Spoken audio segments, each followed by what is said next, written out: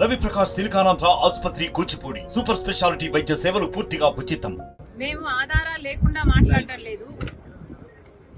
విమలమ్మ గారు మా మేనత్తే.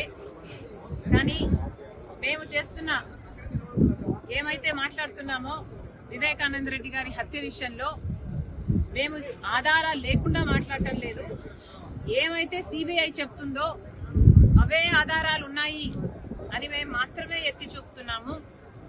ఆధారాలు ఉన్నాయి కాబట్టే మాకు తెలిసింది ఫలాని వాళ్ళు హత్య చేపించారు అని మాకు తెలిసింది కాబట్టే మేము మాట్లాడుతున్నాము. మళ్ళీ అన్యాయం జరగకూడదు, మళ్ళీ హంతకులు చట్టసభలకు వెళ్ళకూడదు, ఈ హత్య రాజకీయాలు ఆగాలి అని మేమిద్దరం అక్కా చెల్లెలం ఈరోజు కొట్లాడటం జరుగుతుంది. విమలమ్మ గారి కొడుకుకి జగన్మోహన్ రెడ్డి గారు వర్క్స్ ఇవ్వడం జరిగింది, ఆర్థికంగా వాళ్ళు బలపడడం జరిగింది కాబట్టే ఈరోజు విమలమ్మ గారు ఆ విషయాన్ని గుర్తుపెట్టుకున్నారు.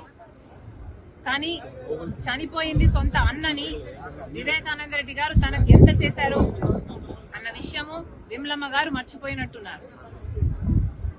వయసులో పెద్దపడ్డారు, వయసు వచ్చింది, మర్చిపోవడం సహజమే, మర్చిపోయినట్టున్నారు. అందులో ఎండాకాలం కాబట్టి ఇలాంటి మాటలు మాట్లాడుతున్నారు.